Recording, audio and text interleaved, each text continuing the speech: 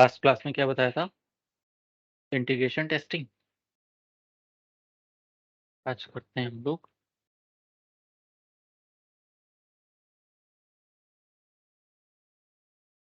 करते हैं डाउट को भी।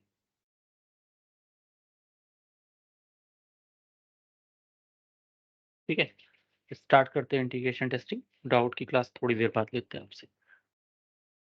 जो डाउट्स में बताते जाना, डिस्कस करते हैं उसको। चलो, इंटीग्रेशन टेस्टिंग में क्या होता है? पूजा, बताइए। What is integration testing?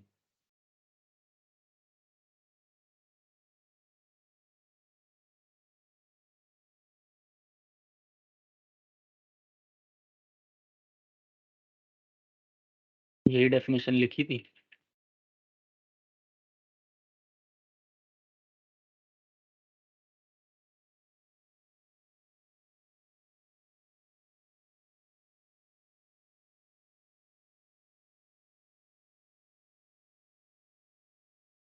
Hmm. Types क्या क्या होते हैं? हम्म, और हम्म, और कोई स्टेप्स और ड्राइवर क्या होता है?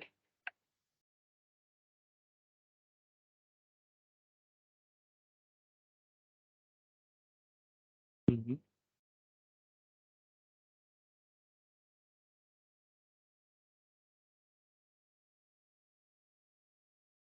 हम्म,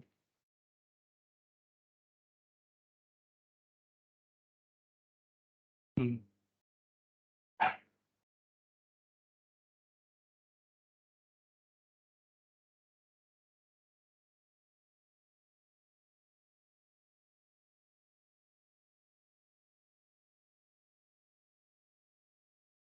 हम्म। यही तो मैंने भी बताया था।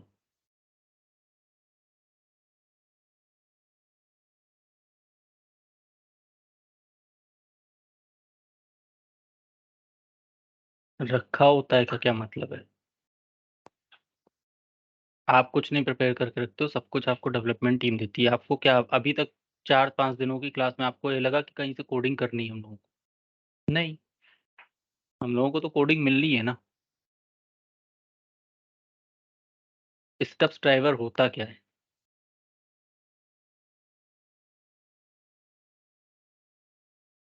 बस। नहीं, कोई कंपलसरी नहीं है। इतना डेवलपमेंट की टीम के पास टाइम नहीं होता है कि वो डमी प्रोजेक्ट बना के रखेगा। वो सीधे काम करता जाएगा, और अगर कहीं पे कोई मिस्टेक्स होगी तो आप उसको बताते जाओगे।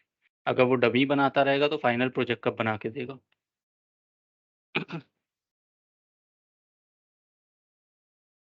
खाना बनाते हो तो पहले डमी बनाते हो कि पहले डायरेक्ट खाना बनाते हो? तो डमी बनाया करो ना, खाना क्यों बनाते हो भाई? पहले बना के टेस्ट कर लिया करो, अगर अच्छा बनेगा तो ही हम क्लाइंट को खिलाएंगे, वरना नहीं खिलाएंगे। क्लियर हुआ? मिसिंग पार्ट कल मैंने बताया था ना आपको, कि अगर आपको कोई प्रोडक्ट डेवलप करना है तो उसमें मिसिंग पार्ट ढूंढा जाता है कि कहाँ पे डेवलपमेंट टीम ने कुछ मिस किया है, according to the client requirement. बस यही है। ठीक है। अब इससे ज़्यादा इसमें कुछ है नहीं जो इसमें बहुत ज़्यादा डिटेल्स में जाया जाए। सिर्फ आपको ये सोचना है कि अगर कहीं पर किसी भी प्रोडक्ट में बनाया हुआ पार्ट कोई मिसिंग है, ऐसा कोई पार्ट जो डेवलपमेंट टीम भूल गई है, ठीक है। अब उसके लिए कोई डमी प्रोजेक्ट बनाने की जरूरत थोड़ी ना है। डमी प्रोजेक्ट वो होते हैं जैसे स्पाइरल मॉडल में मैंने बताया था, कि जब हमारे पास कोई सॉल्यूशन नहीं हो, वहां पे बनाए जाते हैं डमी प्रोजेक्ट।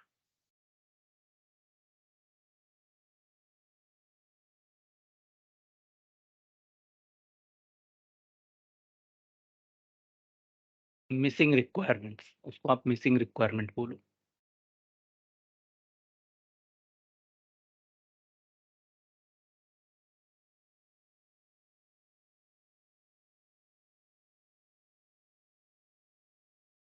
बिल्कुल सही बात है। भाई डिजाइनर अगर यूनिट टेस्टिंग कर रहा है तो उसको पता होगा ना उसने कंडीशन कहाँ लगाई है। यही बताया था फर्स्ट क्लास में भी, यूनिट टेस्टिंग में। और इंटीग्रेशन टेस्टिंग में तो केवल उसको टेस्टिंग करनी होगी। तो यहाँ तो मैंने ये नहीं बताया था कि उसको कोड भी जाके इम्प्लीमेंट करना होगा। आप मेरी क्लासेस को दोबारा नहीं सुनते हो, सुनते होते तो ये डाउट्स नहीं होते।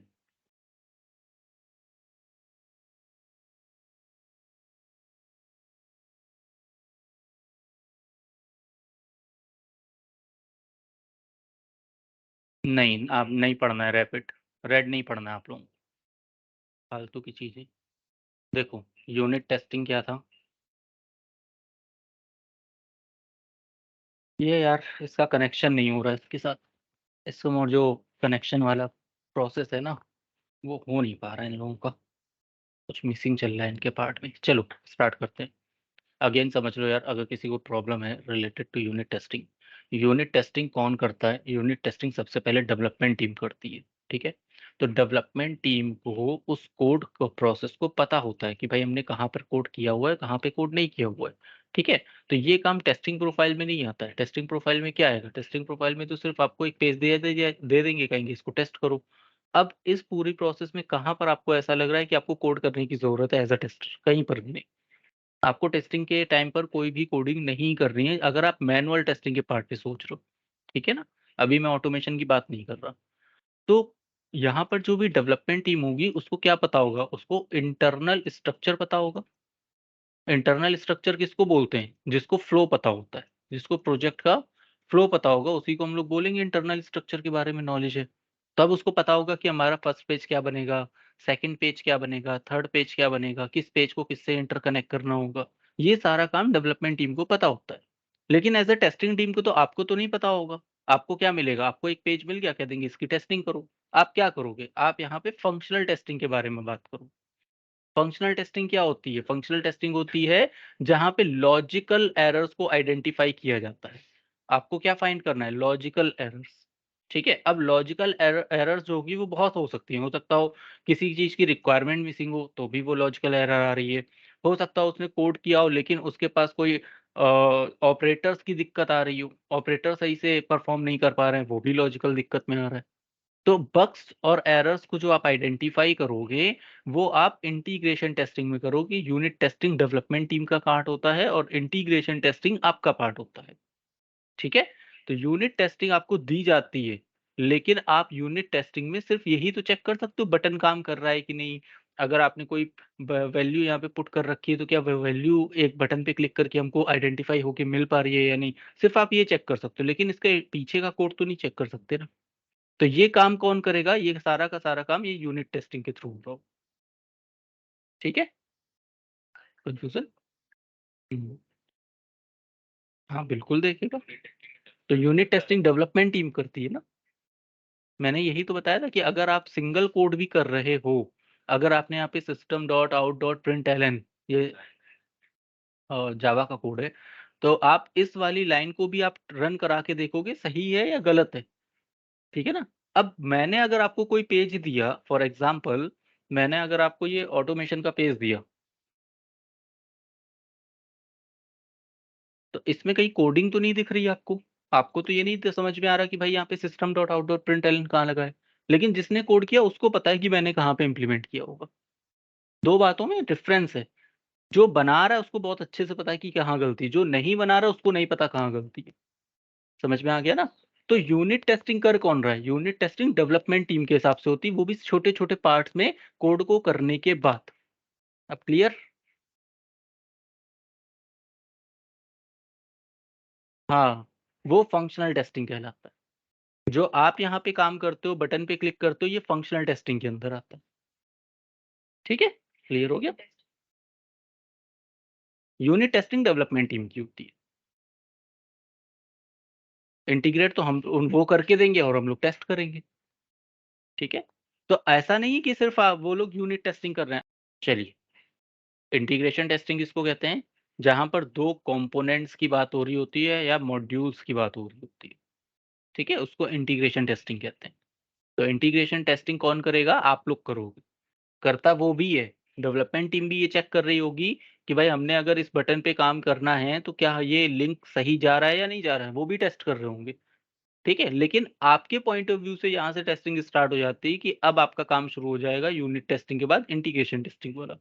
अगर आप इंटीग्रेशन टेस्टिंग करोगे तो बाय डिफ़ॉल्ट यूनिट टेस्टिंग तो होगा ही होगा, ये फिक्स होता है। ठीक है ना? यूनिट टेस्टिंग इसको कह रहे हो, आप अगर किसी भी कंपोनेंट को टेस्ट कर रहे हो, वो आपके लिए वहाँ पे एज़ अ यूनिट टेस्टिंग की तरफ काम करेगा, क्योंकि आप कोड नहीं चेक कर रहे हो, आप सिर्फ फंक्शनैलिटी को टेस्ट कर रहे हो। क्लियर? भूलोगे तो नहीं भाई? बताइए, यहाँ तक कोई डाउट किसी को? अब सिस्टम इंटीग्रेशन टेस्टिंग क्या होता है, इस पे बात कर लेते हैं। एसआईटी बहुत ही ज़्यादा पूछे जाने वाले क्वेश्चंस में से एक है। एसआईटी का मतलब होता है जब आप कंप्लीट सॉफ्टवेयर की टेस्टिंग कर रहे होते हो, ठीक है? अगर आपके पास कोई भी सॉफ्टवेयर है, अगर आप कंप्लीट सॉफ्टवेयर की जब टेस्टिंग करते हो, वो सिस्टम इंटीग्रेशन टेस्टिंग कहलाता है।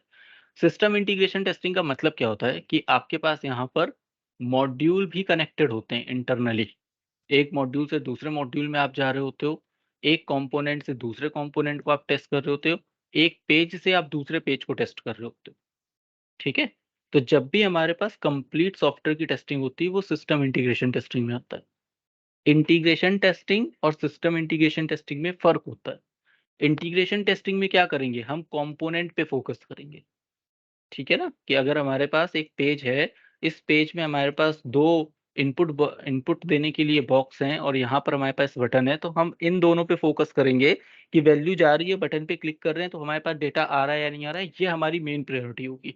लेकिन सिस्टम इंटीग्रेशन में क्या करेंगे कि फर्स्ट पेज से लेके एंड पेज तक पूरा प्रोसेस सही चल रहा है या नहीं चल रहा है, वो टेस्ट करेंगे। तभी तो है सिस्टम इंटीग्रेशन।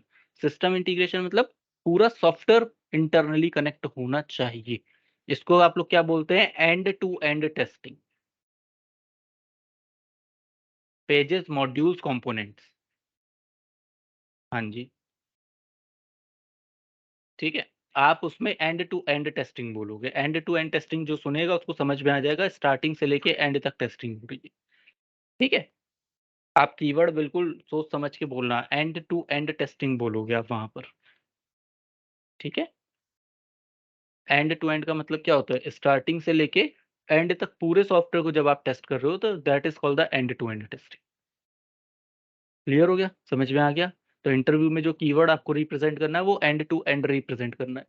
ठीक है? ये समझाने के लिए आपको बताया जाता है कि मॉड्यूल्स भी कनेक्ट होते हैं, पेजेस भी कनेक्ट होते हैं और कंपोनेंट भी कनेक्ट होते हैं। ताकि आपको क्लैरिटी रहे कि उस एंड टू एंड टेस्टिंग में होता क्या है? क्यों उसको एंड टू एंड टेस्टिंग बोला जा रहा है? ठीक है? समझ में आ गया लॉजिक? एसआईटी का कॉन्सेप्ट समझ में आया?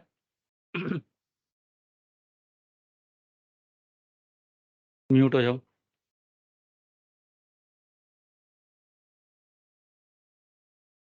इसको एक बार रीड करो, देखो क्या समझ में आ रहा है आपको?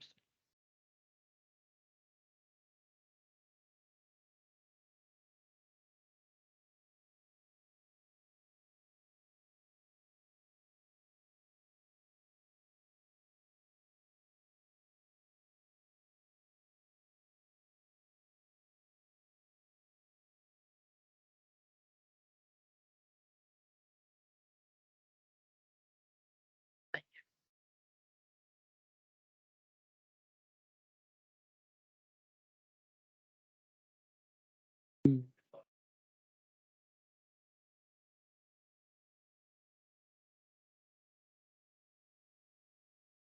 ठीक है। अब इसको रीड करो।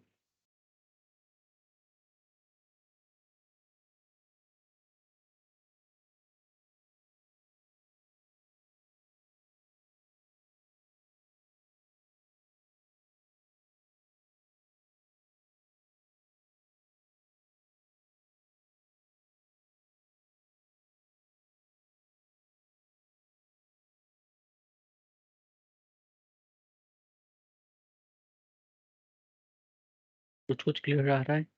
समझ में आ रहा है क्या होता है?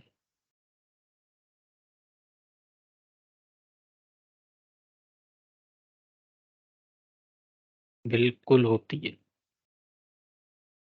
चलो, अब ये समझो ये चाह क्या रहा है? The system integration testing involve the overall testing, ठीक है? ऑफ अ कंप्लीट सिस्टम, ठीक? अब यहाँ पर कंप्लीट सिस्टम का मतलब समझ में आ गया ना, एंड टू एंड टेस्टिंग करेगा। ठीक, मैनी सब सिस्टम कंपोनेंट्स, यानी कि अगर उसके छोटे छोटे कोई पार्ट्स हैं वो उसको भी टेस्ट करेगा। ठीक है, एलिमेंट, एलिमेंट का मतलब हो गया कोई छोटे छोटे मॉड्यूल्स अगर आपके पास हैं या कंपोनेंट्स आपके पास है, सब टेस्ट करेगा। तो इसके अंदर पूरी कंप्लीट सिस्टम की टेस्टिंग होगी। अब ये कह रहा है कि द सिस्टम अंडर टेस्ट में be the compose the hardware and the software, और the hardware with the embedded the software. अगर आपका सॉफ्टवेयर किसी भी कंप्यूटर के अंदर रन करता है तो डेफिनेटली उस कंप्यूटर का हार्डवेयर और सॉफ्टवेयर सपोर्ट करना चाहिए, तभी तो हम उसको रन कर पाएंगे। एग्जाम्पल के लिए मान लीजिए आपने कोई ऐसा सॉफ्टवेयर डेवलप किया जो एंड्रॉयड एप्लीकेशन के ऊपर वर्क करे। मान लीजिए आप मोबाइल एप्लीकेशन डेवलपमेंट पे काम कर रहे हैं और आपने एंड्रॉयड के लिए काम किया, तो क्या एंड्रॉयड की एप्लीकेशन आईओएस पे चल सकती है? नहीं चल सकती, क्योंकि इसका हार्डवेयर अलग होगा और एंड्रॉयड का हार्डवेयर अलग होगा। तो जो भी सॉफ्टवेयर डेवलप किया जाएगा उसमें ये भी टेस्ट करना होता है कि क्या वो हार्डवेयर सपोर्टेड है, क्या वो सॉफ्टवेयर सपोर्टेड है या नहीं है। जो काम इंटीग्रेशन टेस्टिंग में नहीं हो रहा था, वहां पे ये कीवर्ड नहीं था कि आपके पास हार्डवेयर और सॉफ्टवेयर की भी टेस्टिंग होगी। वहां क्या था, वहां कंपोनेंट की टेस्टिंग की जा रही थी कि एक कंपोनेंट दूसरे कंपोनेंट के साथ इंटरकनेक्टेड हो पा रहा है या नहीं हो पा रहा है। क्लियर, समझ में आया? सिंपल है। ठीक है, तो याद रखना कि जब भी आप किसी भी सॉफ्टवेयर की सिस्टम इंटीग्रेशन टेस्टिंग करोगे तो सबसे पहले तो ये चेक करना पड़ेगा कि क्या वो सॉफ्टवेयर हमारे कंप्यूटर में सही तरीके से लोड हो पा रहा है, क्या वो ऐसा तो नहीं हैंग कर जा रहा है सिस्टम, क्या ऐसा तो नहीं पेजेस चलना बंद कर दे रहे हैं, क्या ऐसा तो नहीं नेटवर्क का कनेक्शन ही बंद हो जा रहा है, क्या ऐसा तो नहीं कि उसका रिक्वायरमेंट 5 i5 प्रोसेसर था और हम उसको i3 प्रोसेसर के ऊपर रन करा रहे हैं। ठीक है ना, गेमिंग के सॉफ्टवेयर जो होते हैं उनको हाई कॉन्फ़िगरेशंस के सिस्टम चाहिए होते हैं। तो अगर आप उसको लो सिस्टम के कॉन्फ़िगरेशंस पे रन कराने की कोशिश करोगे तो डेफिनिटली एरर्स आएँगी। ठीक है? नहीं, उसके लिए फिर टीम होती है। ठीक है? इन लोगों की पर्सनल एक टीम होती है, वो लोग टेस्ट करते हैं इस पूरे चीज़ को। और आपके पास ऐसी दुविधाएँ नहीं आएँगी, मतलब ऐसी प्रॉब्लम्स इसलिए नहीं आएगी क्योंकि जो डेवलपर बना रहा होगा, जिस सॉफ्टवेयर को डेवलपर बनाएगा वो भी तो ये चेक करेगा ना कि भई मैं जिस सिस्टम के ऊपर काम कर रहा हूँ उसके पूरे कॉन्फ़िगरेशंस उसको पता होते हैं। कि वो i5 पे काम कर रहा है कि i3 पे काम कर रहा है, ठीक है ना? तो वेबसाइट डिज़ाइनिंग में ऐसा कुछ नहीं होता है। वेबसाइट डिज़ाइनिंग में हार्डवेयर से रिलेटेड या सॉफ्टवेयर से रिलेटेड प्रॉब्लम्स नहीं आती, क्योंकि लाइट वेटेड होती हैं। कितनी भारी रखोगे यार वेबसाइट? सारा डेटा तो सर्वर पे होता है। अगर लोड पड़ेगा तो सर्वर पे पड़ेगा, ना कि आपके कंप्यूटर पे पड़ेगा। ठीक है? तो इस तरीके की एरर्स आपको नहीं मिलती है, ठीक? रेयर केसेस में कोई ऐसा सॉफ्टवेयर है, जैसे एक सॉफ्टवेयर मैं बता रहा हूँ, एमएस टीम है। एमएस टीम जब हमारे कंप्यूटर में लोड होता है, तो ये हार्डवेयर और सॉफ्टवेयर दोनों के लिए, मैं खुद तो सॉफ्टवेयर हो गया, अब जो सॉफ्टवेयर रन करेगा पूरे सिस्टम में, वो हार्डवेयर को टेस्ट करेगा कि क्या हमको यहाँ पे इतनी मेमोरी मिल रही जितनी हमको रिक्वायरमेंट है। मान लो इसको लोड होने में 5 जीबी की रिक्वायरमेंट है, तो वो 5 जीबी स्पेस आपके पास अवेलेबल है या नहीं, सिर्फ ये टेस्ट होता है। ठीक है? तो वेबसाइट डिज़ाइनिंग में ये प्रॉब्लम्स नहीं आती हैं, लेकिन जो सिस्टम डिज़ाइनिंग सॉफ्टवेयर्स होते हैं, उसमें प्रॉब्लम्स बहुत आती हैं। ठीक है? अब सिस्टम डिज़ाइनिंग सॉफ्टवेयर क्या होते हैं, उसको समझ लो। कभी मेडिकल स्टोर गए हो आप लोग? आई थिंक सब गए होंगे, मेडिसिन परचेज़ करने के लिए। आपने देखा होगा वहाँ पे एक पर्सन होगा, जो एक सिस्टम के ऊपर बैठ के काम करता है, जिसको वो बिलिंग काट के देता रहता है। और इस कंप्यूटर के अंदर जो सॉफ्टवेयर चल रहा होता है, वो मैक्सिमम सॉफ्टवेयर डॉट नेट पे बने होते हैं। बिलिंग काटने के जितने भी सॉफ्टवेयर होते हैं, वो मैक्सिमम डॉट नेट प्रोग्रामिंग पे बने होते हैं। तो ब डॉट नेट प्रोग्रामिंग पे बनाए गए जो स्पेशली सॉफ्टवेयर होते हैं, वो सिस्टम डिज़ाइन सॉफ्टवेयर कहलाते हैं। ठीक है? क्यों? क्योंकि वो कमांड लाइन पे चलते हैं। आप लोगों ने अगर देखा होगा, नहीं देखा है तो ध्यान देना, उनकी जो स्क्रीन होती है वो या तो ब्लैक होगी या ब्लू होगी मैक्सिमम। ठीक है? वो वेबसाइट के ऊपर काम नहीं कर रहे होते। वो जब बिलिंग काट रहे होते हैं, तो किसको यूज़ करते हैं? वो सिस्टम डिज़ाइन सॉफ्टवेयर को यूज़ कर रहे होते हैं। तो वो जो सिस्टम डिज़ाइन सॉफ्टवेयर होता है, इसमें हार्डवेयर और सॉफ्टवेयर की कॉन्फ़िगरेशंस की दिक्कतें बहुत होती हैं, क्योंकि हर किसी के पास एक जैसा सिस्टम नहीं होता है। तो उसमें वहाँ पे वो प्रॉब्लम को आइडेंटिफ़ाई करने में प्रॉब्लम्स आती हैं सभी टेस्टर्स को। तो सिस्टम डिज़ाइनिंग सॉफ्टवेयर्स के अंदर ऐसी एरर्स मिलेंगी, लेकिन वेबसाइट डिज़ाइनिंग के अंदर 0% की एरर होती है उसमें। वेबसाइट का डेटा होता है सर्वर पर, अब सर्वर तो आपके पास है नहीं आपके कंप्यूटर में, वो तो कहीं पड़ा हुआ है ना। तो आप क्या लोड करोगे? आप 2 जीबी, 5 जीबी या 10 जीबी का जो डेटा होगा वो सब आपने यहाँ पे रखा है। तो आपके पास जो वेबसाइट बनी हुई है वो कितने एमबी की होगी? बहुत ज़्यादा होगी, तो 50 एमबी की होगी, इससे ज़्यादा थोड़ी ना होगी। स्टैटिक डेटा तो है ही नहीं, सारा डायनामिक डेटा है। तो इसको लोड कराने में कभी प्रॉब्लम नहीं आती। प्रॉब्लम आती है सिस्टम डिज़ाइनिंग सॉफ्टवेयर। उसको लोड कराने में प्रॉब्लम आती है, तब जाके पता चलता है कि हमारा सिस्टम सही तरीके से काम कर रहा है या नहीं कर रहा।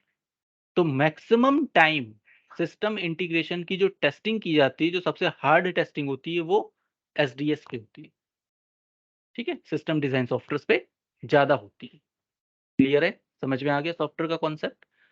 तो ये कहता है भाई एंड टू एंड अगर आपको टेस्टिंग करनी है, तो आपके पास क्या कॉन्सेप्ट है? एंड टू एंड टेस्टिंग आपके 2 एप्लीकेशंस पे हो रही है। एक हो रहा है वेबसाइट पर, एक हो रहा है सिस्टम डिज़ाइन सॉफ्टवेयर।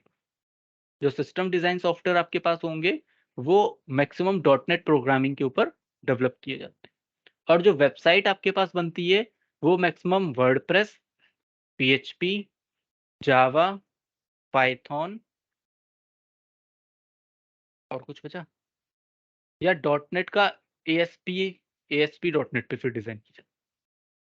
ठीक है? तो ये अलग-अलग तरीके के सॉफ्टवेयर्स हैं मार्केट में, जो वेबसाइट को डेवलप कराने में मदद करते हैं। अब जो करंट सिचुएशन मार्केट की चल रही है, उसमें वेबसाइट डिज़ाइनिंग हो रही है। फ्रंट एंड के लिए यूज़ किया जाता है एचटीएमएल। फ्रंट एंड पता है सबको, क्या होता है? जो आप जीयूआई देखते हो that is called the front end, graphical user interface. ठीक है? तो उसमें HTML programming, CSS programming, JavaScript, jQuery, angular JS, और नोड जेएस, ये प्रोग्रामिंग का यूज़ किया जाता है। समझ गए? ठीक है? तो इससे वेबसाइट जो होती है उसका सिर्फ़ फ्रंट एंड डिज़ाइन होता है, बैक एंड डिज़ाइन होता है इन प्रोग्रामिंग को यूज़ करके। डॉटनेट को, पीएचपी को, ठीक है? जावा को, या वर्डप्रेस एक सीएमएस है, कंटेंट मैनेजमेंट सिस्टम है, या तो उसके थ्रू किया जाता है। तो इससे काम करने पे फ़ायदा क्या मिलता है? इससे काम करने में फ़ायदा सिर्फ़ ये मिलेगा कि आपकी वेबसाइट जल्दी बन जाएगी, आपको कोड नहीं करना पड़ेगा, और इनमें आपको पर्टिकुलर कोड करना पड़ता है। ठीक है? तो क्लाइंट को बहुत जल्दी वेबसाइट चाहिए होती है, तो उसको किस पे देते हैं हम लोग बना के? वर्डप्रेस पर। पहले ज़ुमला भी चलता था, शायद नाम सुना होगा, लेकिन ज़ुमला मार्केट में खत्म हो गया, इसका मार्केट बिल्कुल खा गया ये वर्डप्रेस। ठीक है? तो अब मैक्सिमम जो वेबसाइट बन रही है, 80% वेबसाइट मार्केट में जो बन रही है, वो वर्डप्रेस पे बन रही है। 20% वेबसाइट जो बन रही है, वो डिपेंड करता है क्लाइंट की रिक्वायरमेंट के ऊपर। अगर क्लाइंट ये कह रहा है कि भाई मुझको अपने कोडिंग में बहुत ज़्यादा कस्टमाइज़ेशन चाहिए, तो उसको फिर कोडिंग पे डाला जाता है, अदरवाइज़ सीएमएस से सारे काम आराम से हो जाते हैं। ठीक है? हाँ, वर्डप्रेस एक क्या होता है, सीएमएस होता है। सीएमएस वो होता है जैसे आपको कोई बटन लगाना है, तो अब बटन की कोडिंग नहीं करनी, सीधे आपने ड्रैग एंड ड्रॉप किया, बटन लग जाएगा वहाँ पर। ठीक है? हाँ, एक टूल बार पूरा मिल जाता है। तो आप लोग नहीं करते हो, करना है तो भाई डेवलपमेंट टीम का ही काम होता है। तो वो लोग तो आपको सिर्फ़ पेजेज़ प्रोवाइड कर देते हैं, ये फ्रंट एंड पेज है, अब आपको इसको टेस्टिंग करनी है। तो फ्रंट एंड पेज की टेस्टिंग करने के लिए आपको रिक्वायरमेंट किसकी होगी? आपको सिर्फ़ और सिर्फ़ इस यूआरएल की तो दिक्कत होगी, भई यूआरएल दे दो, टेस्टिंग कर देंगे, खत्म। तो ये लाइट वेट होता है। आप देखते हो ना कि अमेज़न की जो वेबसाइट है वो इतनी फ़ास्ट कैसे ओपन होती है, इसका पर्पज़ क्या है? क्योंकि इसका सारा जो डेटा है ना, वो सर्वर पे होता है। व इसकी वेबसाइट के पास तो कुछ है ही नहीं। अगर आप इंटरनेट बंद कर दो और फिर आप इसको चलाने की कोशिश करो, ये नहीं चलेगा, क्योंकि इंटरकनेक्शन सर्वर से होगा। व्हाट्सएप भी तो यही करता है, आपके मोबाइल पे कुछ नहीं होता है, सारा डेटा सर्वर का हैंडल करना होता है उसको। तो वो कहता है कि आप जितनी भी चैटिंग करोगे वो सब सर्वर पे जा रही होती है, और सर्वर को आप चेक नहीं कर सकते। इसलिए आपके मोबाइल पे कभी हैंग नहीं होता है वो व्हाट्सएप। हैंग कब करता है? जब आपके पास कोई ऐसे हैक हैक वाले जो अटेम्प्ट्स होते हैं ना, वो आ जाते हैं। जैसे आपने काम करते-करते कभी किसी ऐसे लिंक पे क्लिक कर दिया जहाँ पे हमको रिक्वायरमेंट नहीं थी। अब उसके पीछे कोई ऐसी कोडिंग चल रही थी जो आपके सिस्टम को ट्रैक कर रही होती है। तो वहाँ पे आपका सिस्टम हैक हो जाता है, चाहे वो अ, डेस्कटॉप से रिलेटेड हो, लैपटॉप से रिलेटेड हो, या मोबाइल से रिलेटेड हो। फिर आपके सिस्टम में हैकिंग से रिलेटेड चीज़ों को देखते हो कि हाँ, मेरा सिस्टम अब थोड़ा-सा प्रॉब्लम कर रहा है, इसमें बहुत ज़्यादा दिक्कत आ रही है, वेबसाइट लोड होने में प्रॉब्लम आ रही है। ऐसी सिचुएशन में फिर आप सतर्क हो जाते हो, नहीं होते तो हो जाना, ठीक है? और सिस्टम को तुरंत फॉर्मेट मारना और दोबारा से फिर से विंडोज़ वगैरह इंस्टॉल करवा लेना। तो सिस्टम इंटीग्रेशन टेस्टिंग का कॉन्सेप्ट समझ में आ गया भाई। एसआईटी क्या होता है? एसआईटी को हम लोग क्या बोलते हैं? This is a end to end testing. ठीक है, एंड टू एंड टेस्टिंग आपके पास दो प्रोसेस पे हो रही है। फर्स्ट प्रोसेस जो मैंने बताया कि हर एक तरीके के मॉड्यूल को टेस्ट होता है, कर सकते हैं हम लोग इसके अंदर। ठीक, पेजेस को टेस्ट कर सकते हैं। मॉड्यूल के अंदर क्या होंगे? पेजेस ही तो होंगे। ठीक है, पेजेस को टेस्ट कर सकते हो, और पेजेस के अंदर क्या होंगे? कंपोनेंट्स होंगे। इन कंपोनेंट की टेस्टिंग। क्लियर हो गया? दूसरा पॉइंट आपके पास क्या है? हार्डवेयर और सॉफ्टवेयर का। तो जो भी आपके पास एप्लीकेशन होगी, जब आप किसी भी कंप्यूटर के ऊपर रन कराओगे, तो वो चेक करेगा कि उसका हार्डवेयर, उसका सॉफ्टवेयर उसके साथ कंपेटेबल हो पा रहा है या नहीं हो पा रहा है। नहीं हो पाएगा तो आपके पास हैंगिंग की प्रॉब्लम आना शुरू हो जाएगी। ठीक है, और ये क्लाइंट की रिक्वायरमेंट के हिसाब से होता है। ये आप जब कंपनी में काम करोगे तो ऑलरेडी आपको पता होगा कि i5, i3, i7, विंडोज का 7, Windows 8, Windows 9, Windows 10, Windows 11, Windows 12, सबकी आपको लिस्टिंग मिल जाती है कि भाई ये जो सॉफ्टवेयर है वो सब पे सपोर्ट करेगा। तो आपको मैक्सिमम चीजें तो क्लियर हो जाएंगी कि जो सॉफ्टवेयर आपका बनाया जा रहा है वो बहुत लाइट वेटेड होगा। लाइट वेट होगा तभी उसमें एरर आने की संभावना कम से कम होगी। तो उसमें जो आपके पास मेन चैलेंजेस होते हैं वो फंक्शनल टेस्टिंग के होते हैं, जिसको हम लोग ब्लैक बॉक्स टेस्टिंग बोलते हैं। ये होते हैं आपके पास मेन सबसे बड़ी प्रॉब्लम्स को हैंडल करवाना। ठीक है, क्लियर रहेगा? भूलोगे तो नहीं? यहाँ तक देख लो भाई, अगर कुछ पूछना हो, कुछ नहीं समझ में आया तो दोबारा पूछ सकते हो। डेफिनेशन लिखी हुई है, एक बार रीड करना चाहते हो उसको रीड करो।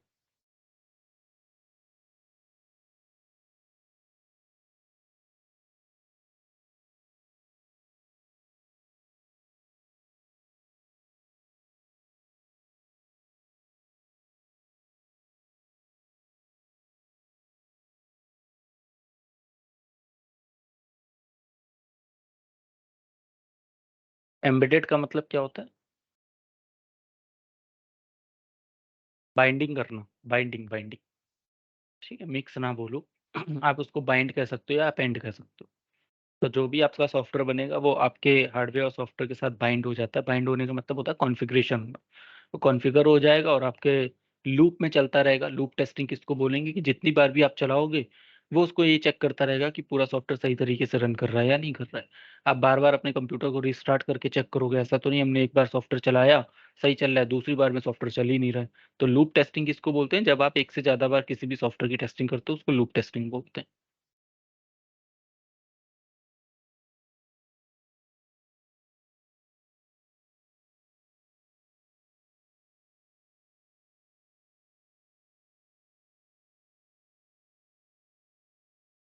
बिल्कुल, बिल्कुल। एसआईटी जो होता है वो यूनिट टेस्टिंग, इंटीग्रेशन टेस्टिंग दोनों ही कर रहा होता है। इंटीग्रेशन टेस्टिंग यूनिट टेस्टिंग कर रहा होता है, और सिस्टम इंटीग्रेशन टेस्टिंग इंटीग्रेशन और यूनिट कर रहा होता है।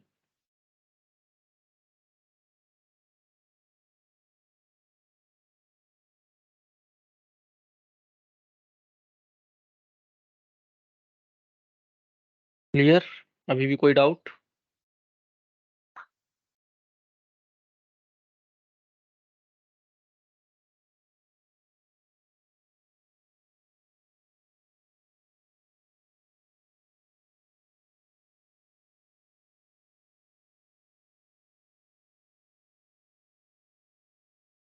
वो वो सब चेक हो चुका होता है पहले ही।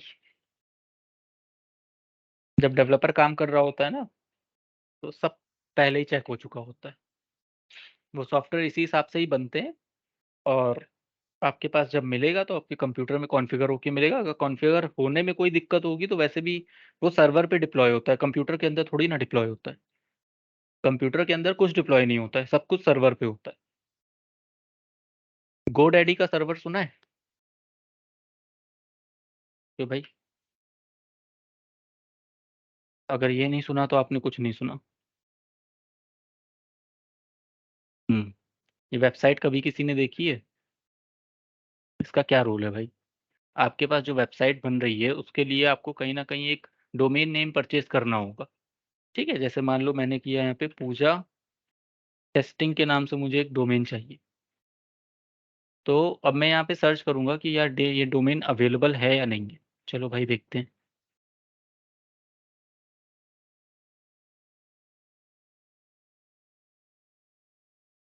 अगर होगा अवेलेबल तो आपको कुछ प्राइस यहाँ पे दिखा देगा, नहीं होगा अवेलेबल तो ये आपको कुछ एरर मैसेज शो कर देगा।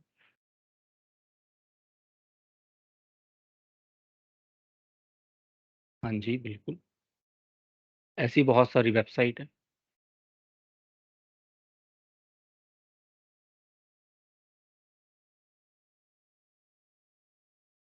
होस्टिंगर का नाम सुना है? नहीं सुना है।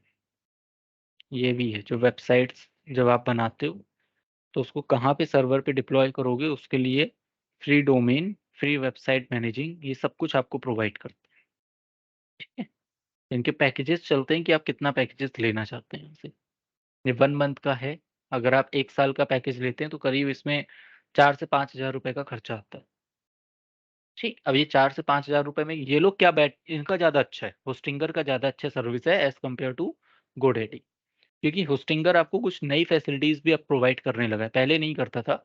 जब से ये वेबसाइट बहुत पॉपुलर हुई है तो ये क्या-क्या कर रहा है, सबसे पहले ये आपको डोमेन नेम प्रोवाइड कर रहा है। तो गोडैडी क्या करता है, गोडैडी के अंदर क्या प्रॉब्लम है कि जब आप डोमेन नेम परचेज़ करोगे, तो आपको गोडैडी को एक्स्ट्रा पेमेंट करनी पड़ती है।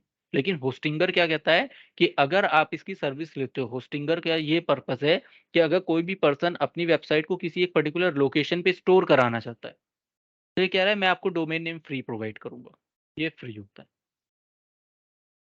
जिसके चार्जेज़ आपको गोडैडी पे करने पड़ते हैं, वो होस्टिंगर आपको फ्री दे रहा होता है।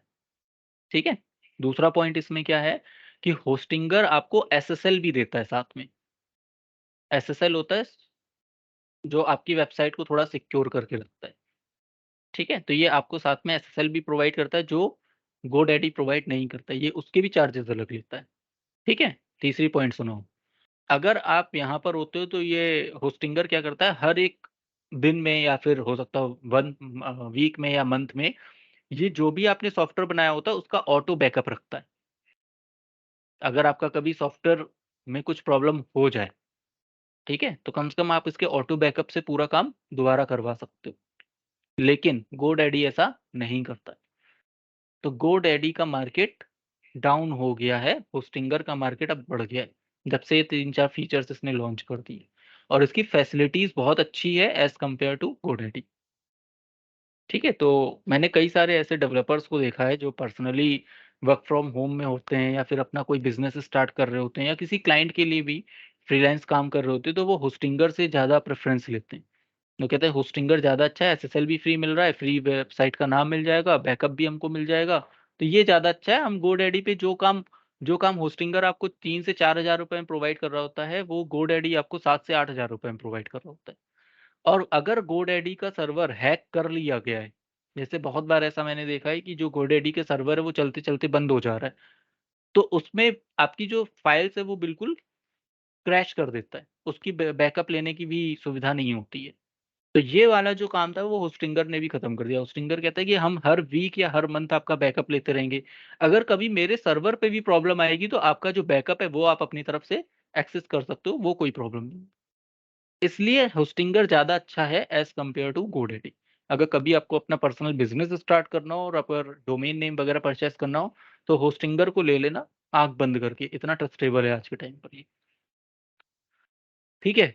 तो ये बता क्यों रहा हूँ, क्योंकि जब वेबसाइट आपकी कोई भी बनेगी, तो डेफ़िनेटली उस वेबसाइट को क्या-क्या चाहिए होगा? पहला तो उसको फाइंड आउट करने के लिए एक नेम चाहिए होगा। जैसे आप ढूँढ देखते हो ना गूगल.com, तो गूगल.com में क्या है? गूगल क्या है? एक डोमेन नेम है। ठीक है? अब वो कहाँ पर रखा हुआ है, उसके लिए एक स्पेस होगा। तो जो स्पेस होगा वो पर्टिकुलर किसी सर्वर का स्पेस हम लोग यहाँ पे परचेज़ कर लेते हैं। 10 जीबी का, 5 जीबी का, 100 जीबी का, डिपेंड करता है कितना बड़ा सॉफ्टवेयर है। और जितना भी डेटाबेस होता है उसके ऊपर हम लोग यहाँ पे अपलोड कर देते हैं। ठीक है? तो आपकी वेबसाइट जो होता है वो पूरी लाइट वेटेड हो जाती है। वेबसाइट क्या हो गई? पूरी डायनामिक वेबसाइट हो गई, स्टैटिक वेबसाइट नहीं होती है वो। डायनामिक वेबसाइट हो गई अब आपके पास। अब ये जितना भी काम करेगा वो लाइट वेट प्रोसेस पे करता है। इसीलिए आपकी वेबसाइट जितनी भी होती है वो बहुत जल्दी ओपन होके दिखती है आपको। अगर आप सारा बर्डन, सारा सारा डेटा 10 जीबी का, 20 जीबी का, 100 जीबी का डेटा अगर आप वेबसाइट के अंदर स्टोर करने बैठोगे तो आपकी वेबसाइट ओपन होने में हो सकता हो जो 1 मिनट लगा रही थी वो 10 मिनट, 15 मिनट, 20 मिनट, आधा घंटा ऐसे भी ले सकती है। ठीक है? क्लियर? कार्तिक कुछ कह रहे थे, बोलो।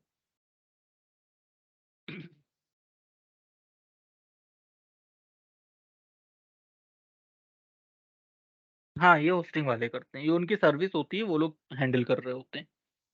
अगर आपको उससे रिलेटेड कुछ प्रॉब्लम होती है तो इनके जो कस्टमर केयर नंबर होते हैं उनके साथ कॉन्टैक्ट कर सकते हो आप लोग।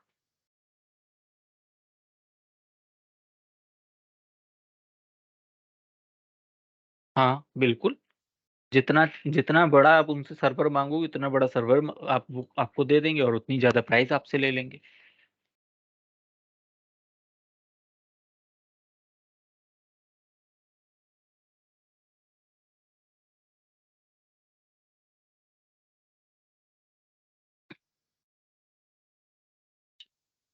ये पेज है, इस पेज पे आपको सिस्टम इंटीग्रेशन टेस्टिंग करनी है, क्या करोगे आप? बताओ, सोचो। अगर मैंने बोला कि ये एक वेबसाइट है और आपको इस पे एसआईटी करनी है, तो क्या करना है आप? सबसे पहले आप इसका यूआरएल टेस्ट करो, कि हमारे पास यूआरएल ओपन हो रहा है कि नहीं। यूआरएल ओपन होने के बाद आप इसके होम पेज पे क्लिक करके देखोगे कि क्या इसका इंटरकनेक्शन हो रहा है कि नहीं। फिर आप यहाँ पे प्रोडक्ट्स वाले पे जाके चेक करोगे कि इसका इंटरकनेक्शन, प्रोडक्ट वाला पेज अगर क्लिक किया तो ये ओपन हो रहा है कि नहीं।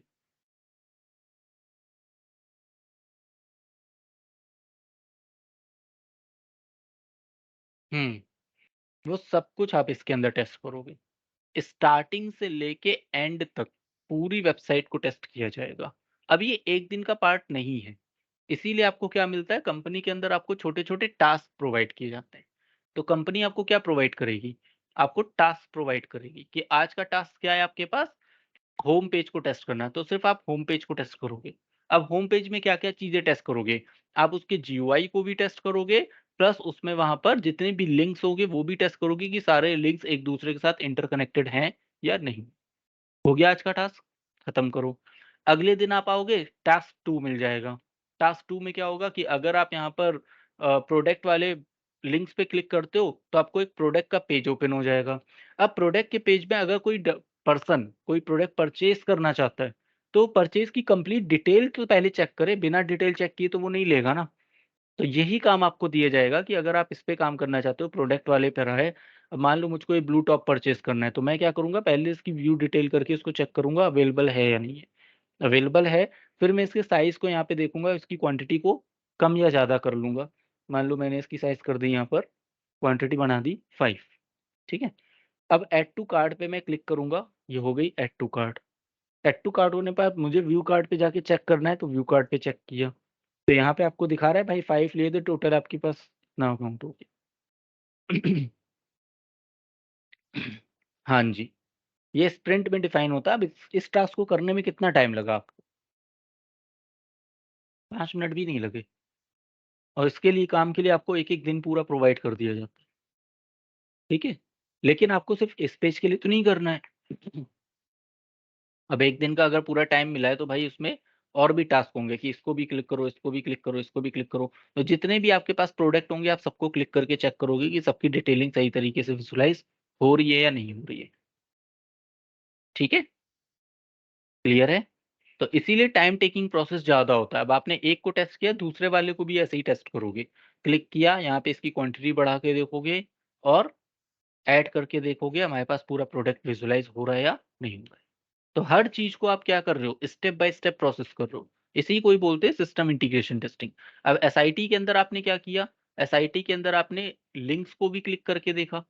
तो ये हमारे पास क्या हो गया, एक कंपोनेंट ही तो है छोटा-सा लिंक, ठीक है? तो यूनिट टेस्टिंग करी। यूनिट टेस्टिंग के बाद आपने उसमें इंटीग्रेशन टेस्टिंग भी करी क्योंकि वो लिंक किसी दूसरे पेज के साथ इंटरकनेक्ट होगा, ठीक है?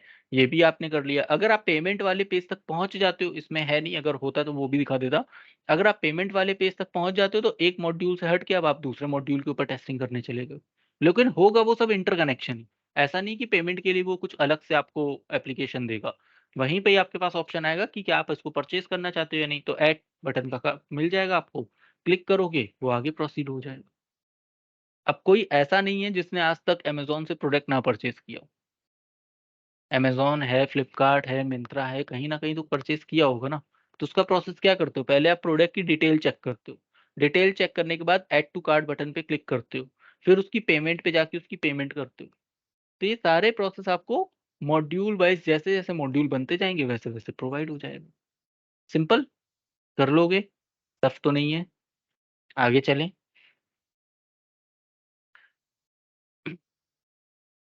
तो एसआईटी को ध्यान रखना, इसका एक और नेम है, एंड टू एंड टेस्टिंग भी बोला जाता है, ठीक है ना? एंड टू एंड टेस्टिंग ये आपको इंटरव्यू में कीवर्ड रिप्रेजेंट करना है, एंड टू एंड टेस्टिंग, ठीक है? अब एंड टू एंड टेस्टिंग के बाद इसके 2 पार्ट्स ऐसे होते हैं जो बहुत ज़्यादा इम्पोर्टेंट होते हैं। एक होता है अल्फा टेस्टिंग और एक होता है बीटा टेस्टिंग, ठीक? तो यहाँ से कहानी शुरू करते हैं कि अल्फा टेस्टिंग और बीटा टेस्टिंग क्या होता है? इसको ध्यान से समझना, सबसे ज़्यादा क्वेश्चनिंग इसी पे होती है। अल्फा टेस्टिंग रीड करो, पढ़ो इस पूरी लाइन को, देखो आपको क्या क्लियर हो रहा है यहाँ से।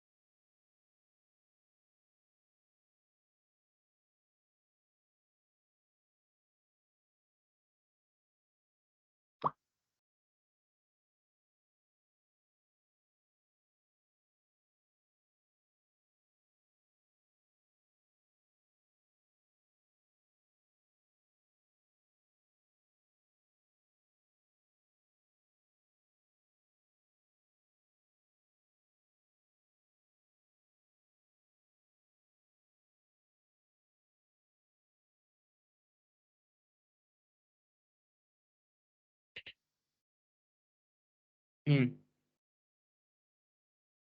और कुछ? और कुछ क्लैरिटी आ रही है इससे? हुँ, और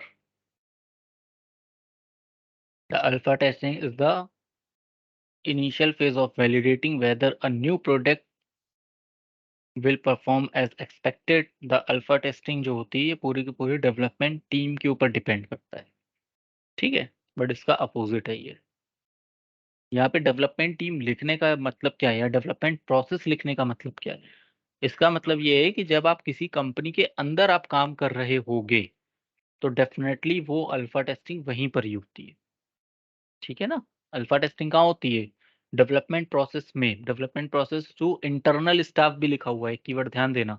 इंटरनल स्टाफ मतलब कि सिर्फ़ और सिर्फ़ डेवलपर ही नहीं करेगा। उसमें डेवलपर भी होगा, उसमें टेस्टर भी होगा, उसमें टीएल भी होगा, उसमें प्रोडक्ट मैनेजर भी होगा, उसमें स्क्रम मास्टर भी हो सकता है, उसमें उस कंपनी का पानी पिलाने वाला एम्प्लॉयी भी हो सकता है। ठीक है?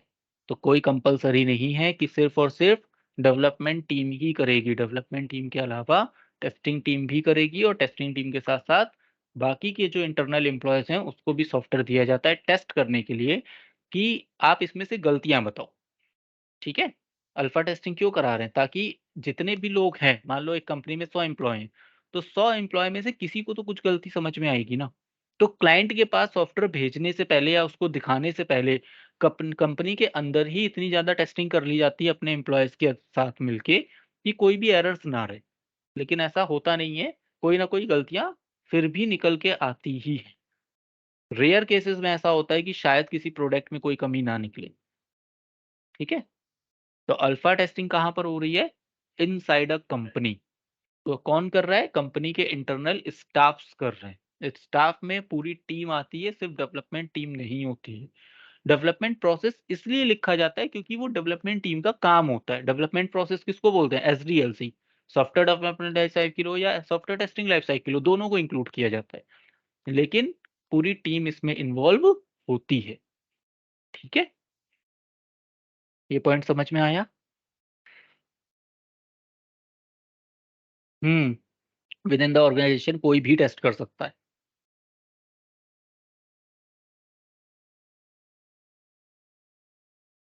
नहीं, कोई कंपल्सरी नहीं है, एक-एक मॉड्यूल बना के भी टेस्टिंग की जाती है। एक मॉड्यूल बनाओ, उसको अच्छे से टेस्ट करो, मार्केट में लॉन्च कर दो, तब दूसरे मॉड्यूल पे काम करना शुरू कर दो। तब तक फर्स्ट मॉड्यूल में जितनी कमियाँ होंगी वो मार्केट से पता चल जाएँगी। ऐसे चलता है प्रोडक्ट। क्या?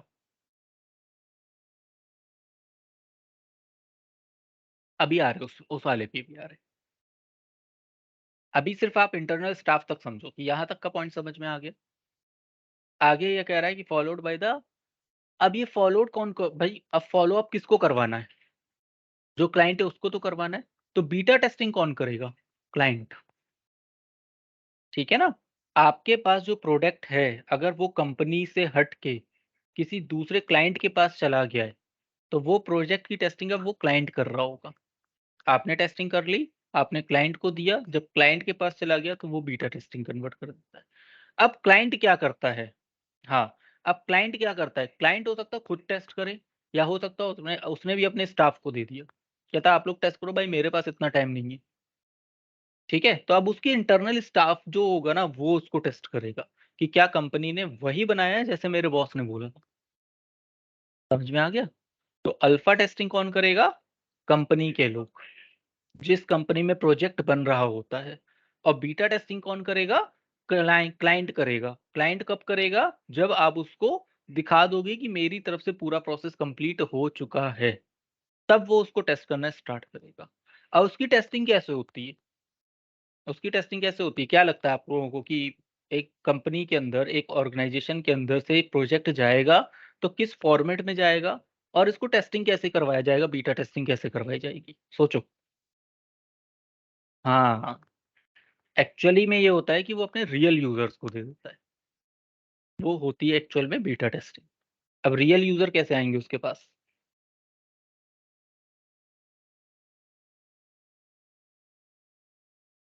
और उसके अलावा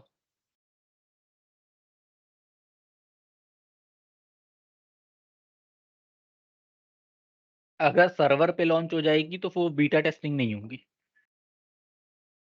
हाँ, फैमिली मेंबर्स भी होंगे। हाँ जी, डिप्लॉय होने से पहले-पहले करनी है।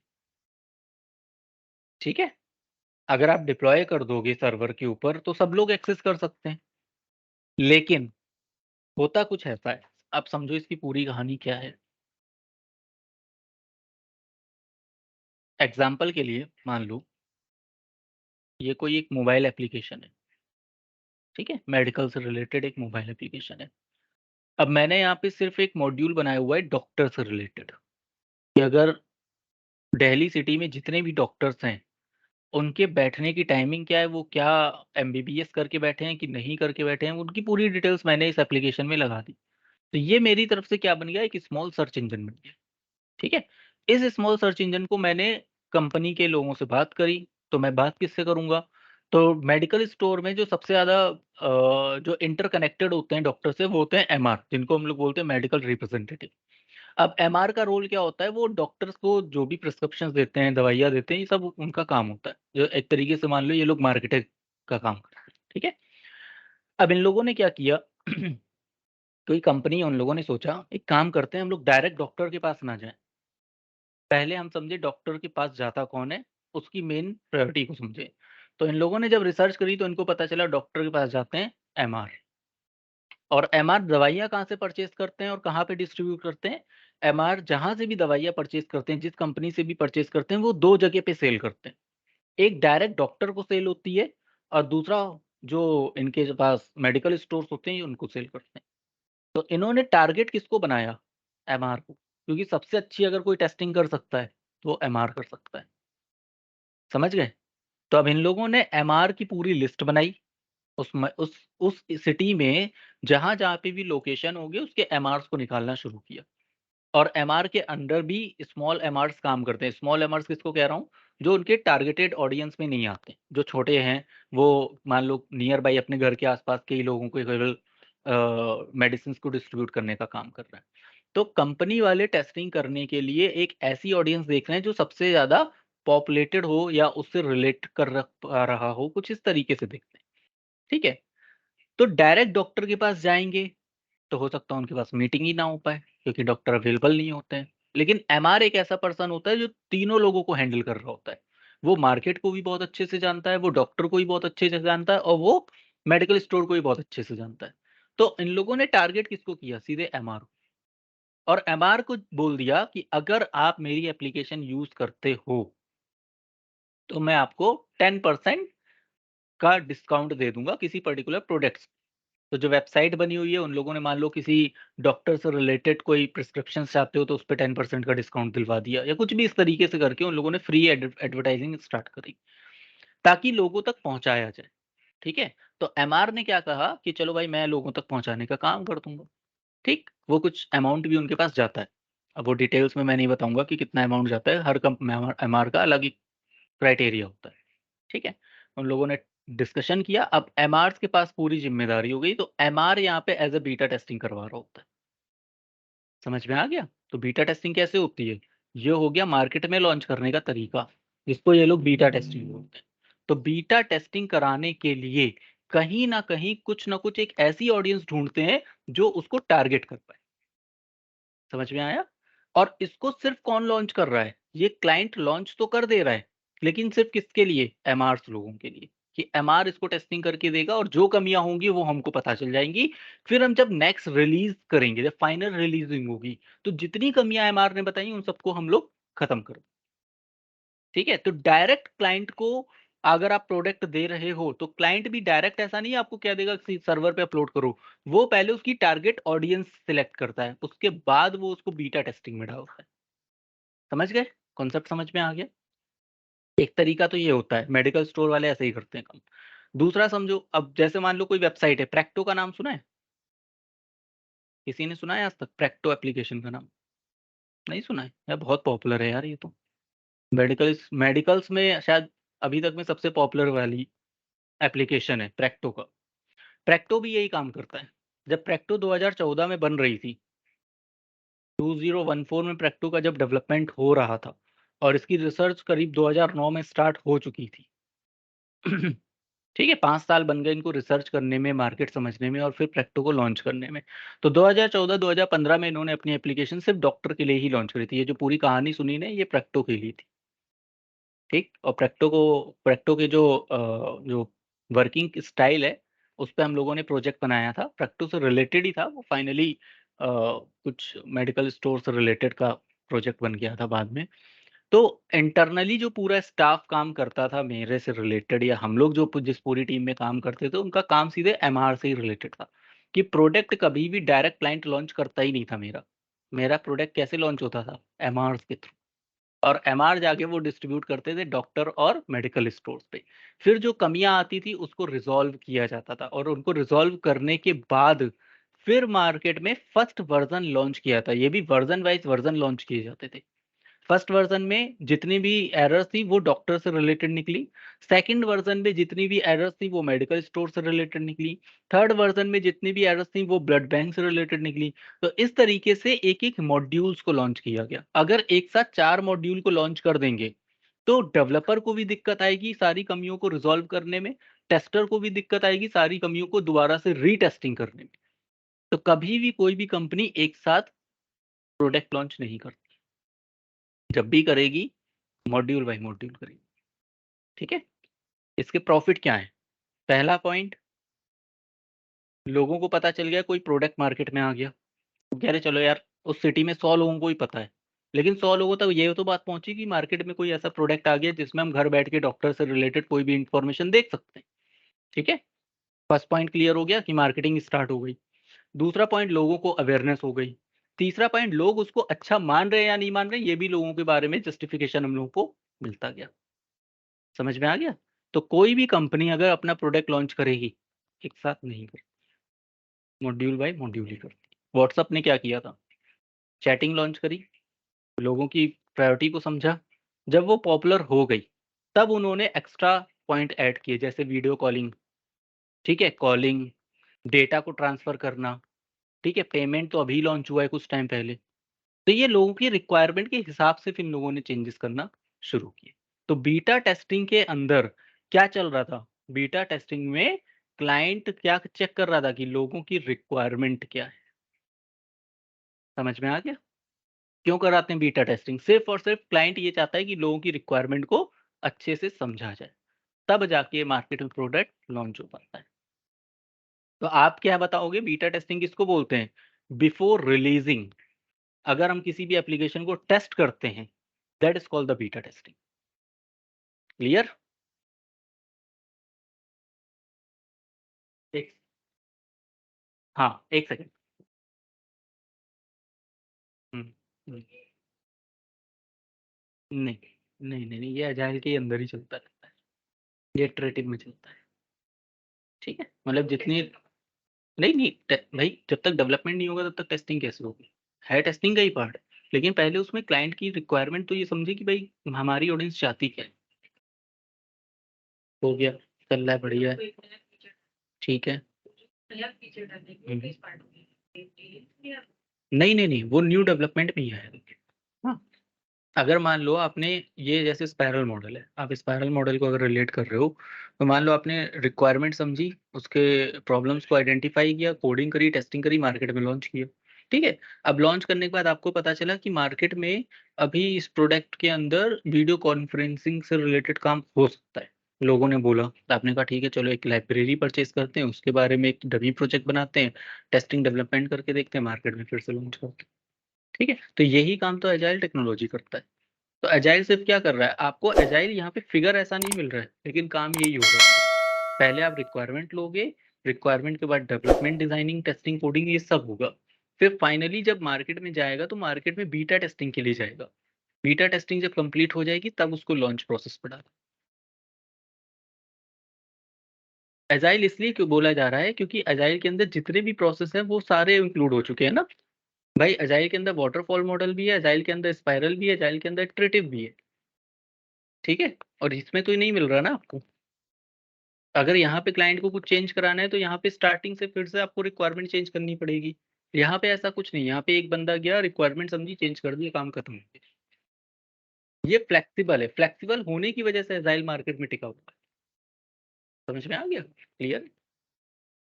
जी, गौतम बताओ क्या कह रहे थे अब आप? हेलो गौतम। जी, क्या कह रहे थे आप? हाँ, बीटा टेस्टिंग क्लाइंट करता है। ठीक है, इसीलिए बना ही हुआ है। जो आप देख रहे हो सब सिस्टम इंटीग्रेशन टेस्टिंग के अंदर ही आता है। अल्फा टेस्टिंग, बीटा टेस्टिंग और यूजर एक्सेप्टेंस टेस्टिंग, ये सब एसआईटी के पार्ट हो।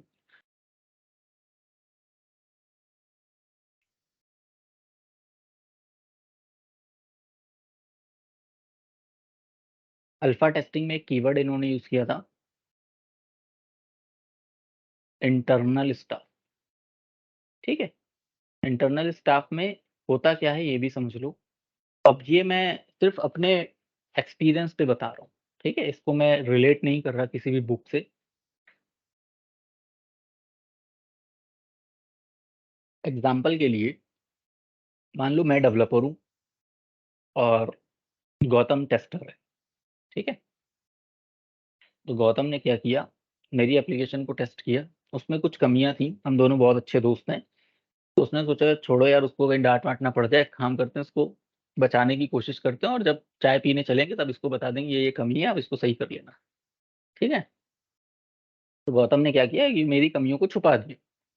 ठीक, लेकिन मेरे पास जो फाइनल रिपोर्ट जाएगी, मतलब एज ए डेवलपमेंट टीम के हिसाब से जब फाइनल रिपोर्ट जाती है, तो वो पूरा प्रोजेक्ट टेस्ट हो चुका होता है, तभी वो क्लाइंट के पास जाएगा। चलो यहाँ पे गौतम ने मेरी हेल्प करी, लेकिन क्लाइंट तो नहीं छोड़ेगा ना। तो इंटरनल स्टाफ में अगर ये दोनों एज अ फ्रेंड काम कर रहे हैं किसी कंपनी में, तो थर्ड पर्सन को ट्रैक करना होता है कि इन दोनों के बीच की जो जुगलबंदी चल रही है उसको ब्रेक करवाया जाए। यानी कि अगर ये इसको बचाने की कोशिश कर रहा है तो कैसे सोचा जाए कि ये बच पा रहा है, नहीं बच पा रहा है, प्रोजेक्ट सही बन रहा है, नहीं बन रहा है। ये सब टर्म्स होते हैं इंटरनली सीखने के लिए और सिखाने के लिए भी। और ऐसा होता है, बहुत बार ऐसा देखा है कि टेस्टर ने डेवलपर की मदद करी है कि भाई उसको कोई दो बातें ना सुननी पड़ जाए। तो इंटरनल स्टाफ में और कौन से लोग हैं जो उसकी टेस्टिंग करते हैं? इंटरनल स्टाफ में सब लोग आते हैं, चाहे वो आपके पास एज अ एचआर टीम का मेंबर क्यों ना हो, चाहे एज अ वो अकाउंटेंट टीम का मेंबर क्यों ना हूँ, चाहे वो एज अ स्क्रम मास्टर क्यों ना हूँ, चाहे एज अ टीएल क्यों ना हूँ, चाहे वो प्रोडक्ट ओनर क्यों ना हो, चाहे वो कंपनी का कोई भी एक ऐसा पर्सन जिसका इन दोनों से कोई मतलब नहीं, वो सिर्फ प्रोडक्ट को टेस्ट कर रहा है। ठीक है, पर्सनल रिलेशन नहीं वहाँ पे निभाया जा रहा है। वहाँ सिर्फ ये हो रहा है कि अगर प्रोडक्ट में कोई कमी है तो वो सही तरीके से जस्टिफाई की जाए। इसीलिए कंपनी वाले इंटरनल स्टाफ को एक्सपीरियंस पॉइंट ऑफ व्यू पे रखते हैं कि यार ये भी तो लोग हैं, ये भी तो टारगेट ऑडियंस हो सकती है ना आने वाले समय में, तो इनको भी टेस्टिंग करवाई जाए। इसीलिए वो लोग क्या करते हैं, वो पूरी कंपनी में सर्कुलेट करते हैं सॉफ्टवेयर। ये होता है सबसे बड़ा रीजन। ठीक है, तो बहुत बार ऐसा हुआ है कि एक डेवलपर टेस्टर को बचाता है, टेस्टर डेवलपर को बचाता है। लेकिन आप यहाँ तो बचा लोगे, लेकिन बाकी के भी तो लोग हैं, उनसे कैसे बचाओगे भाई? ठीक है, तो ये वो कहानी बता रहा हूँ जो एक्चुअली में प्रैक्टिकल में अप्लाई होती है, तो आप लोग ऐसा मत करना। अगर डेवलपर की गलती है, आप उसको बताओ, उसको समझाओ कि भाई ये गलती है, और अगर आपकी कोई गलती है और आपको कोई टीएल समझा रहा है, तो उसको सीख के नेक्स्ट टाइम पे ऐसी गलतियां ना हो, उसको कहीं पे नोट कर लेना। ठीक है, क्योंकि आप बच नहीं पाओगे। एक से बच जाओगे, कंपनी में हजार लोग काम कर रहे होते हैं और क्लाइंट के पास भी बहुत हजारों लोग होते हैं, वो अपनी प्रोडक्ट की मार्केटिंग जब करता है ना, तो उसकी कैंपेनिंग चला देता है। कैंपेनिंग सुना है कभी? स्पॉन्सरशिप करवाना। गूगल पे देखते हो कैंपेनिंग चलते हुए बहुत बार, कि सबसे टॉप पे आपके पास एक आता है स्पॉन्सरशिप लिख के। तो वो कैंपेनिंग चला देता है ताकि लोगों तक अवेयरनेस जाए कि ऐसा कोई प्रोडक्ट मार्केट में लॉन्च हो चुका है। जैसे इस समय जेप्टो की चल रही है, आप जहाँ पे भी देखोगे ज़ेप्टो का कोई ना कोई कैंपेनिंग चल ही रही होगी, ठीक है ना? तो इसी तरीके से क्लाइंट क्या करेगा, जब वो 10 लाख रुपए आपको दे सकता है, तो 5 लाख रुपए वो मार्केटिंग में खर्च कर रहा होगा, ठीक? तो आप बच नहीं सकते, ना तो एज़ अ टेस्टर आप बच सकते हो, ना एज़ अ डेवलपर आप बच। कमी अगर टेस्टिंग में तो भी क्लाइंट आपको पकड़ लेगा, अगर डेवलपमेंट में कोई कमी है तो भी आपको पकड़ लेगा। अगर डेवलपमेंट में कमी है तो सबसे ज़्यादा सुनना टेस्टर को पड़ता है, ठीक है? अगर डेवलपमेंट टीम ने कोई कमी रखी है, सॉफ्टवेयर उसके हिसाब से नहीं बनाया है, तो टेस्टिंग टीम को ज़्यादा सुनना पड़ेगा, क्योंकि टेस्टिंग टीम ही उसको टेस्ट कर रही थी। तो फिर उनका गला पकड़ा जाता है, भाई तुमने क्या टेस्ट किया? तुमने ये छोटी-छोटी एरर्स क्यों नहीं दी?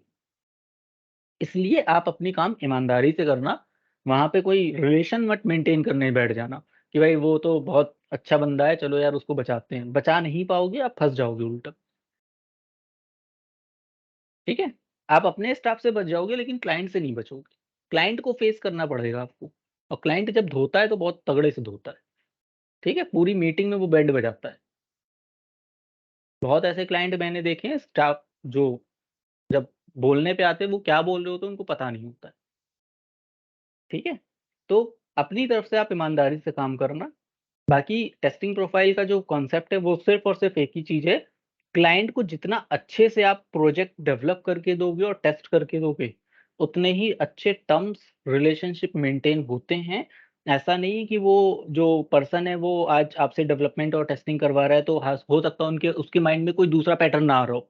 उससे रिलेटेड वो दूसरा प्रोजेक्ट भी हो सकता है लॉन्च करना चाहते हो, लेकिन आपके बिहेवियर अच्छे होने की वजह से वो किसी और कंपनी को प्रोजेक्ट दे देते हैं। तो कंपनियों के पास प्रोजेक्ट टू प्रोजेक्ट कैसे आते हैं? एक प्रोजेक्ट लॉन्च हुआ किसी कंपनी का, उसी के ओनर ने दूसरा प्रोजेक्ट तब तक डेवलप करवा दिया मार्केट में। वो भी चल रहा है, ये भी चल रहा है। 2 जगह से पैसा कमाने का उसका रिसोर्स बन गया। समझ गए? तो ये होता है। तो एसआईटी का काम कर लोगे यहाँ तक आप लोग, सिस्टम इंटीग्रेशन टेस्टिंग का कॉन्सेप्ट समझ लोगे।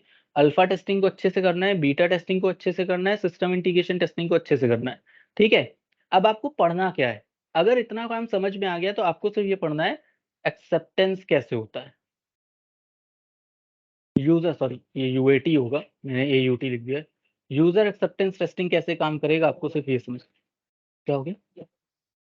ये वाली? ठीक है?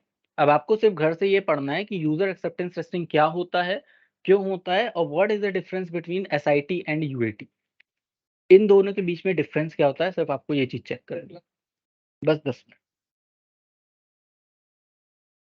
ठीक है? हो जाएगा? ठीक है। तो यहाँ तक आप लोग स्टडी करिए, कल दोबारा मिलेंगे हम लोग कुछ नए कॉन्सेप्ट